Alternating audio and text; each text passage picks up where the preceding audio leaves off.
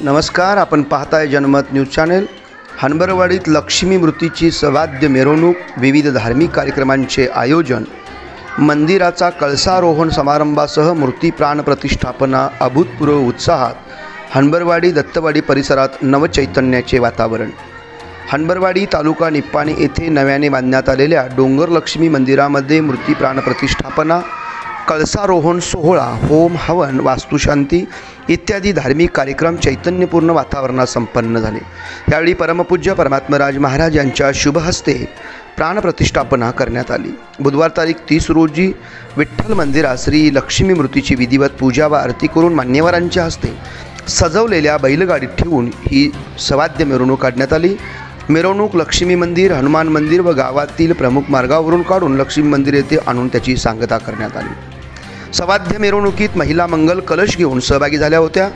ढोल ताशा व वारकरी संप्रदायाच्या सह भजन कीर्तनाच्या कार्यक्रमासह ही मिरवणूक निघालेली होती। यावेळी उपस्थित भाविकांना महाप्रसादाचे वाटप करण्यात आले।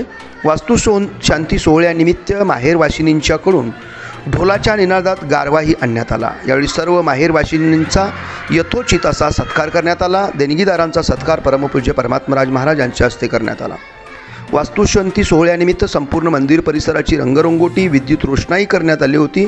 त्यामुळे हनबरवाडी आणि परिसरामध्ये या उत्साहानिमित्त नवचैतन्य निर्माण झाल्याचे दिसून आले। यावेळी राजगोंडा पाटील तसेच मंदिराच्या उभारणीसाठी सढळ हाताने देणगी देणाऱ्या देणगीरांचा व देवस्थान कमिटीच्या वतीने परमपूज्य परमात्मराज महाराज यांच्या हस्ते शाल, श्रीफळ व पुष्पहार देऊन यथोचित असा सन्मान आणि सत्कार करण्यात आला।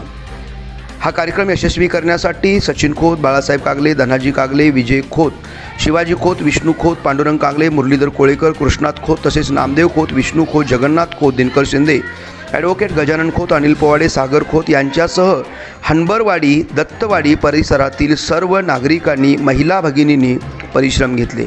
विशेष करून युवकांचा हा कार्यक्रम यशस्वी करण्यासाठी सिंहाचा वाटा असल्याचे दिसून येत होते। जनमत न्यूजसाठी नितीन धनवडेसह राज कोळेकर।